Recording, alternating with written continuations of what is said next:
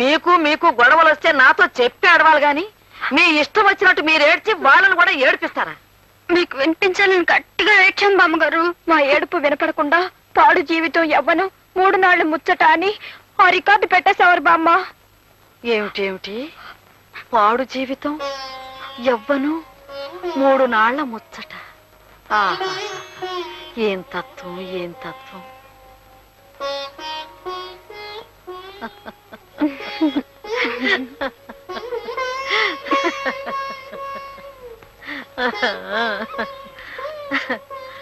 పిచ్చి పిల్లలారా, ఒక్క సంగతి చెబుతాను వింటారా అమ్మా? మీరు పట్నం వెళ్ళి అక్కడ గొప్పగా బ్రతకాలనుకుంటున్నారే కాని నిజానికి పెళ్ళైన పిల్లలుగా మీ జీవితాల్లో ఎన్ని గొప్ప సంఘటనలు ఉన్నాయో తెలుసా? నెల తప్పిందని తెలిసి నిలువెల్లా పులకించి మాటే కరువవుతుందట ఇల్లాలికి. తన కడుపే పండనని మగడికి తెలిసే వేళ సిక్కేతో గర్వమంత మగనాలికి.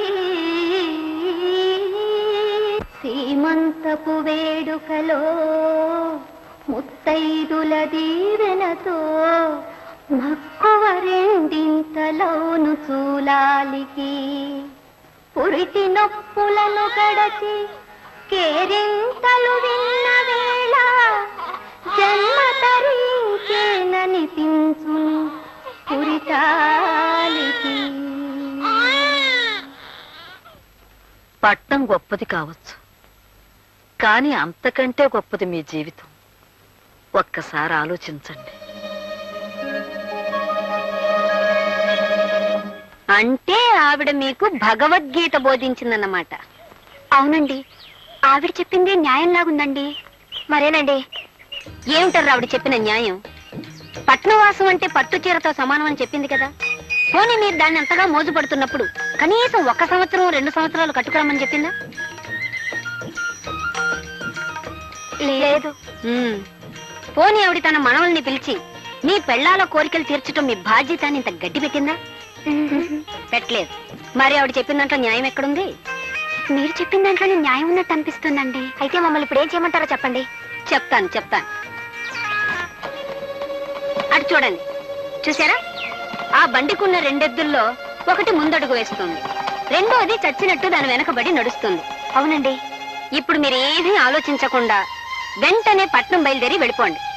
మీ వాళ్ళు కూడా చచ్చినట్టు మీ వెనకే పట్నం వచ్చేస్తారు. మరైతే సాయంత్రం బస్కు వెళ్ళిపోదాం అక్క. వెళ్ళొచ్చు అనుకో. అనుకోయోటి, మనం ముందుగా వెళ్ళిపోయి టకటక నీకో ఉద్యోగం మా ఆయనకో ఉద్యోగం చూసేస్తాం. తర్వాత చకచక ఉత్తరం రాసిస్తే వాళ్ళు రై రై మన వచ్చేస్తారు. అంతవరకు మనం ఎక్కడుంటాం? తిన్నగా మా శకుంతల ఇంటికి వెళ్ళిపోదాం. సరే.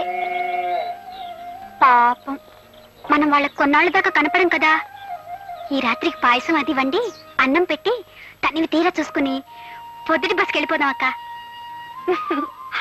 ఆహా, మనం ఎన్నాళ్ళు వాళ్ళని విసిగించాం కదా, అదంతా మర్చిపోయి మన ప్రేమను వాళ్ళకు గుర్తుండేలా చేస్తే వెంటనే బయలుదేరి వచ్చేస్తారని. ఆహా.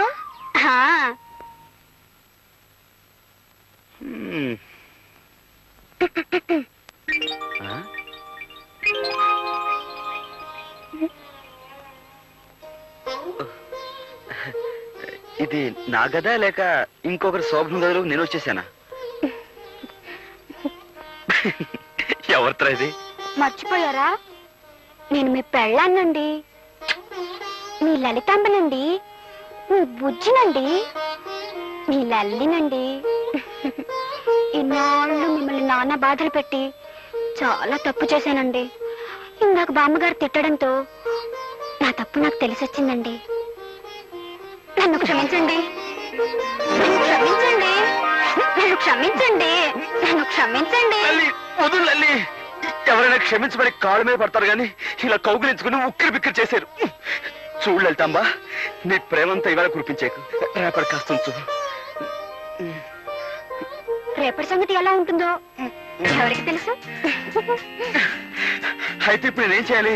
నన్ను ఎత్తుకోవాలి, నన్ను ఎత్తుకోవాలి. ఏమిటి, నిన్ను ఎత్తుకోవాలా? సర్లే ఎత్తుకుంటాను. నా టైం బాగుండలేదు. ఆగండి. ఇక పదండి. Right right. ఏమిటి, నేనేమైనా రూట్ బస్ ఉంటున్నావా? నన్ను క్షమించండి, రూట్ బస్ ఇప్పుడు కాదు, రేపు ఉదయం 6 గంటలకు వస్తుంది. రండి. ఇదిగో లల్లి,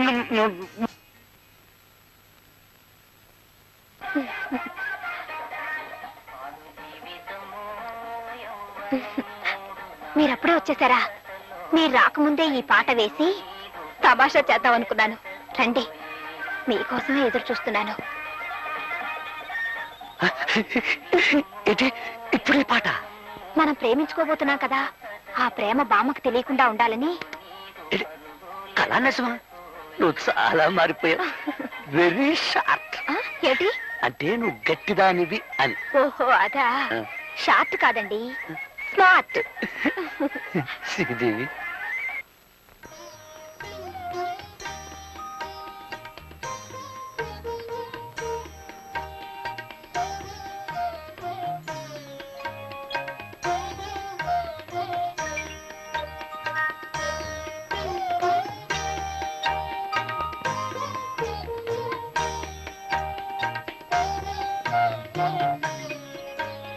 మిమ్మల్ని విడిచి వెళ్ళటం నాకు బాధగానే ఉంది, కానీ వెళ్ళక తప్పడం లేదు. నేను వెళ్ళిపోయానని తెలిసాక ఎవరితిరా ఇదిని మీరు అడిగితే మీ పెళ్ళాన్నండి అని చెప్పడానికి నేను ఉండను కదా. అందుకే మీరు త్వరగా వచ్చేయండి.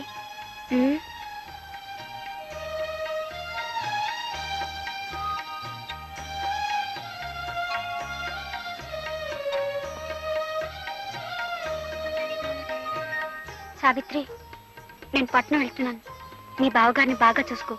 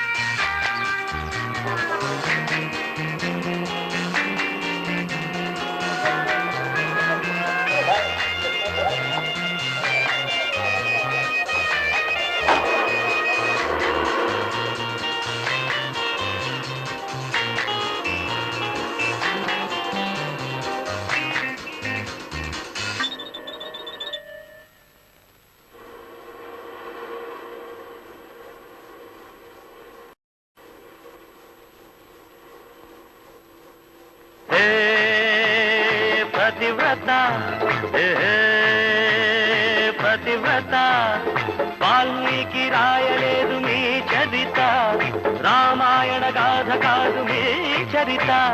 శీలానికి సీతలే, సావిత్రి మాతలే. అయినా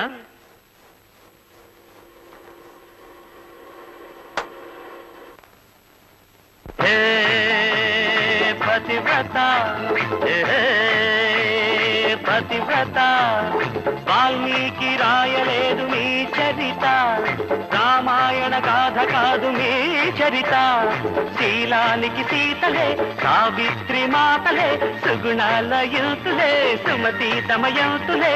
అయినా మతిలేని శ్రీమతులే, అయినా మతిలేని శ్రీమతులే.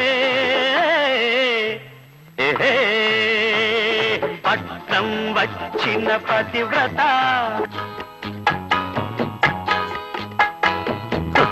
మనసు గతింతే మనిషి బ్రతుకితే